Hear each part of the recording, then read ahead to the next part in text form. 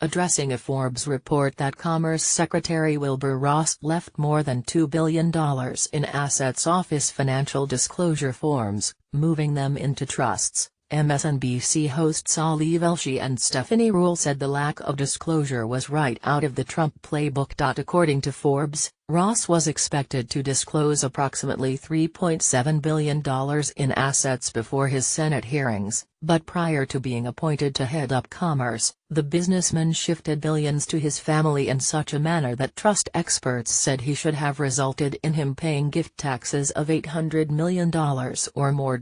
With host Velshi saying Ross moved a chunk of assets, Stephanie Ruhle jumped in to say, "Is it fair to say a chunk of assets?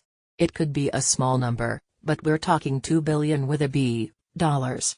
Admitting it was more like an iceberg of assets, Velshi said, that meant he didn't have to put the $2 billion on his financial disclosure report. The two hosts then ran through a litany of Trump officials who did sell off assets, but pointed out that Ross is not the first to hide or leave off important information off. The argument in Straight from the Donald Trump playbook, host Ruhle explained before adding, "The Trump family doesn't have to adhere to the laws because you don't have to if you're the president." Ruhle then added, "This administration doesn't mind stinking.